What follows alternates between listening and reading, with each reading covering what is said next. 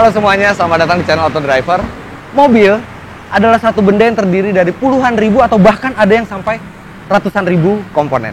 Dan dari sekian banyak komponen tersebut, yang menyentuh ke aspal hanyalah 4 buah ban ini. Dan lebar dari masing-masing ban yang menyentuh ke aspal itu hanya kira-kira selebar telapak tangan. Makanya ban itu sangat vital. Kebetulan sekarang saya lagi mau mengganti ban, dan inilah saat yang tepat buat kita membicarakan beberapa hal mengenai ban, termasuk kode-kode yang terdapat di dalamnya. Silakan, Pak.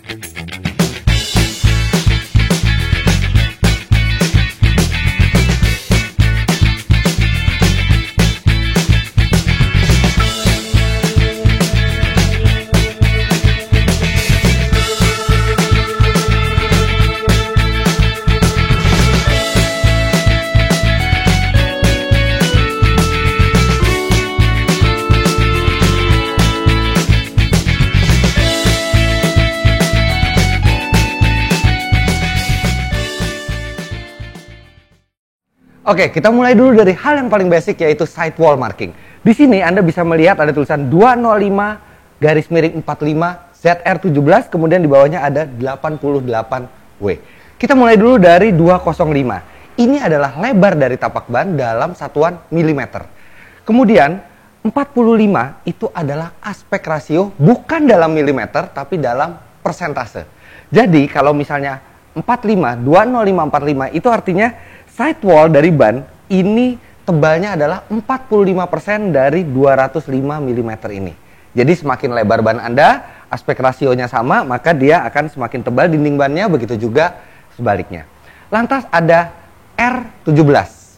R17 banyak diartikan orang sebagai ring 17 atau rim 17. Oke, sebenarnya 17 memang adalah ukuran dari pelek untuk ban ini. Tapi R bukan berarti ring atau rim, tapi ini adalah struktur dari bannya yang artinya radial.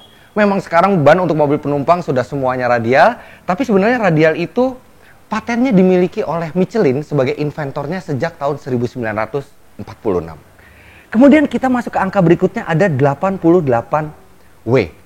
Ini adalah angka dan huruf yang merepresentasikan hal berbeda. 88 adalah berapa beban maksimum yang bisa ditanggung oleh ban setiap bannya. Tapi bukan berarti 88 ini artinya adalah 88 kg berat yang bisa ditanggung oleh setiap ban ini. 88 adalah kode, dan untuk melihat 88 itu artinya berapa kilogram, itu Anda bisa lihat di tabel ini. Di tabel ini ada 88 artinya berapa kilogram, 87 artinya berapa kilogram. Untuk 88 sendiri artinya 560 kg per ban untuk load yang bisa ditanggung. Lalu W ini adalah kode huruf yang mengindikasikan berapa kecepatan maksimal yang diizinkan untuk ban ini. Seperti di sini W artinya adalah 270 km, dan huruf ini dari mulai huruf J sampai huruf Y yang tabelnya Anda juga bisa lihat untuk masing-masing huruf itu berapa kecepatan yang direpresentasikan oleh huruf tersebut. Lantas untuk speed rating W ke atas itu secara otomatis oleh standar internasional, maka sebelum huruf R itu diberikan tanda Z. Jadi rata-rata kalau Anda pengen melihat ini ban high performance atau tidak, ketika ada Z di sini artinya ini ban yang sudah capable untuk kecepatan yang sangat tinggi. Untuk tepatnya Anda memang tinggal lihat di tabelnya. Kenapa penting bagi Anda untuk mengetahui arti dari angka dan huruf yang ada di sidewall ban ini? Karena itu menunjukkan spesifikasi dari ban yang Anda punya di mobil. Jadi kalau Anda mau mengganti ban mobil Anda dari standarnya, Anda harus pastikan bahwa spesifikasi ban pengganti tidak lebih rendah dibandingkan standar pabriknya. Begitu juga dengan pelek, tidak direkomendasi untuk mengecilkan pelek, boleh membesarkan pelek maksimal 2 inci, dan diameter total setelah ditambah ban itu tidak jauh berbeda dibandingkan spek standarnya. Kenapa? Karena kalau terlalu jauh berbeda, maka akan ada kesalahan pembacaan di speedometer yang banyak juga. Sekarang kita berlanjut ke kode berikutnya yang mungkin lebih banyak lagi orang yang tidak tahu, yaitu DOT. DOT sendiri adalah singkatan dari Department of Transportation, lembaga di Amerika Serikat, dan di belakangnya ada kode-kode angka. Dua kelompok angka pertama ini adalah kode untuk industri yang menggambarkan tapak ban dan lainnya yang itu tidak untuk konsumen, tapi Anda sebagai konsumen bisa melihat 4 angka terakhir di ban. Di ban mobil yang kami pasang ini ada angka 4616 yang itu menandakan kode kapan ban ini diproduksi. 4616 artinya ban ini diproduksi di minggu ke-46 tahun 2016. Dan berbicara mengenai umur ban, disinilah terjadi salah kaprah, sering salah memahami bahwa semakin baru ban itu kualitasnya semakin baik. Jadi banyak sekali yang ke toko ban kemudian mencari ban yang sebaru mungkin, bahkan kalau sudah lebih dari 1 tahun mereka tidak mau membeli ban itu.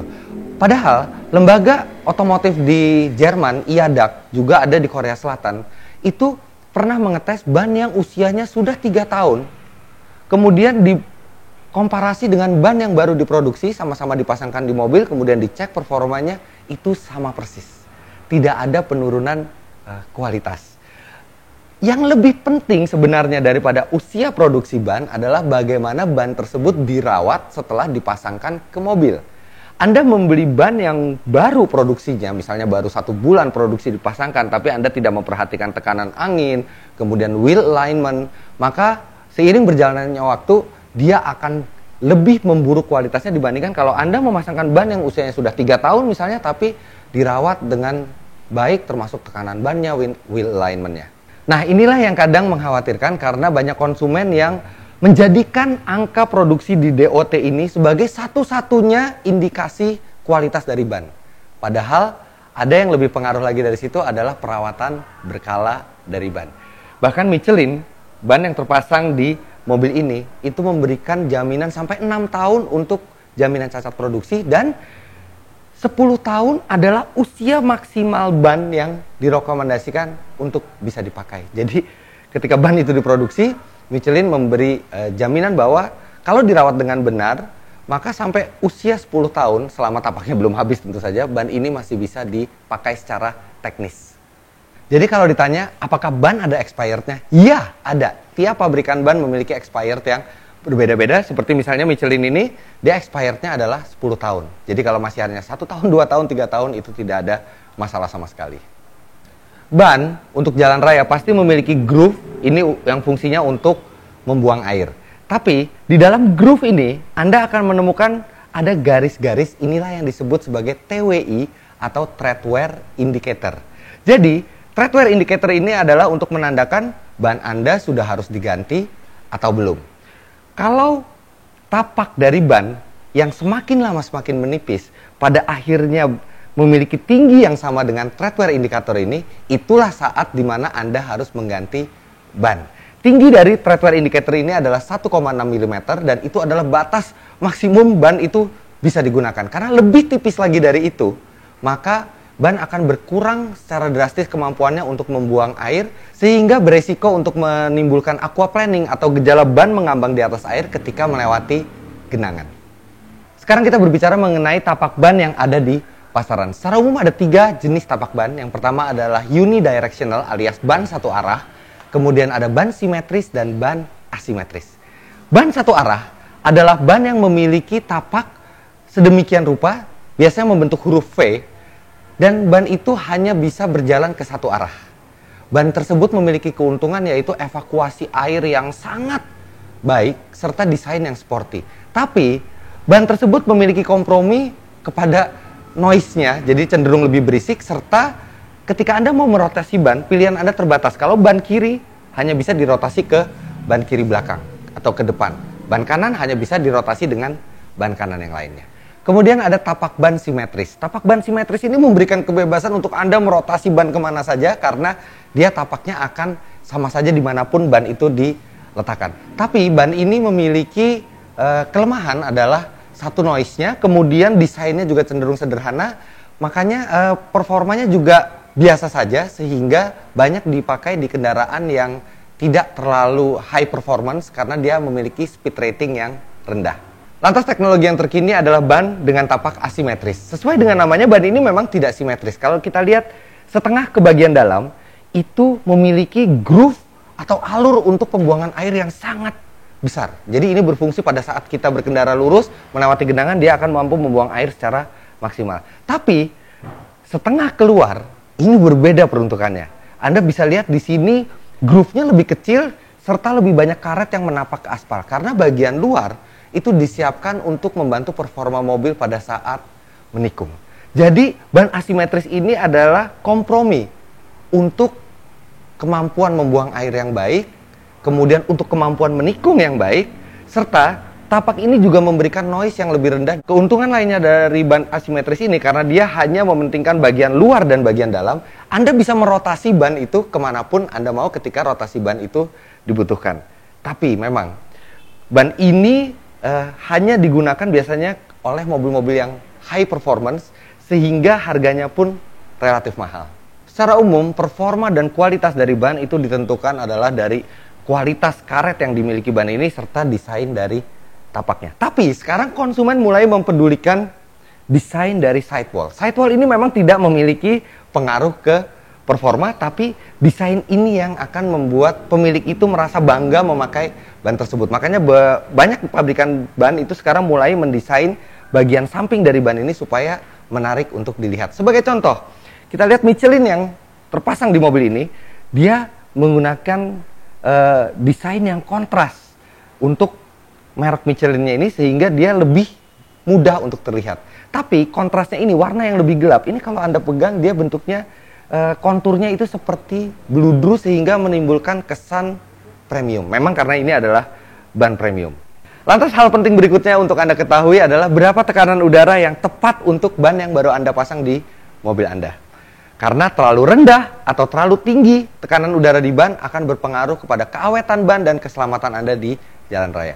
Untuk tekanan udara yang pas untuk mobil Anda bisa lihat di samping pintu. Di situ sudah ada rekomendasi pabrikan dan itulah yang harus diikuti. Bagaimana misalnya saya meninggikan pelek, kemudian bannya lebih tipis, apakah tekanan udaranya harus ditinggikan atau direndahkan? Tidak, tetap harus sama dengan rekomendasi pabrikan, karena tekanan udara yang direkomendasikan pabrikan itu sudah menghitung beban dari tiap ban serta kecepatan yang bisa dijalankan oleh mobil tersebut.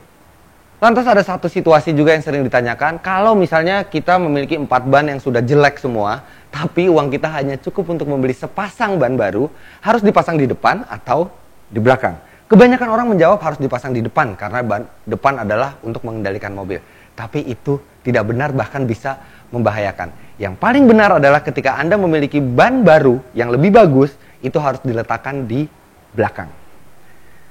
Sekarang begini keadaannya, kalau misalnya ban jelek Anda taruh di depan, ban bagus Anda taruh di belakang, maka mobil ada kemungkinan understeer, alias setir dibelokkan di kecepatan yang sangat tinggi, dan mobil itu cenderung lurus. Oke, itu memang berbahaya, tapi itu jauh lebih mudah untuk menanganinya dibandingkan situasi seperti ini. Ban baru ditaruh di depan, ban jelek ditaruh di belakang, maka yang lost grip terlebih dahulu ketika menikung dalam kecepatan ekstrim adalah bagian belakang mobil atau understeer, atau orang banyak bilang sebagai ngepot atau ngedrift. Dan itu menangani oversteer jauh lebih sulit dibandingkan menangani understeer. Makanya mobil-mobil performa tinggi seperti Ferrari, Lamborghini, bahkan Formula 1 sekalipun selalu menggunakan ban yang tapaknya lebih lebar di belakang dibandingkan di depan. Kami harapkan dari video ini Anda bisa mendapatkan pengetahuan yang lebih mengenai ban, dari mulai memahami kodenya sampai bisa menentukan ban apa yang paling tepat untuk mobil Anda. Tips ini dipersembahkan oleh Autodriver bekerja sama dengan Michelin yang kebetulan baru saja meluncing produk baru mereka, yaitu Michelin Pilot Sport 4. Produk ini yang terpasang di mobil, Pilot Sport 4 ini sudah launching sejak tahun 2017 di Indonesia. Namun kalau Anda ingin melihat tentang ban ini, Anda bisa ke Aneka Speed di kawasan Jalan Radio Dalam di Jakarta Selatan. Jadi begitulah video kami, semoga video kami ini membantu Anda. Jangan lupa klik like bila Anda menyukai video ini, serta komentar di bawah.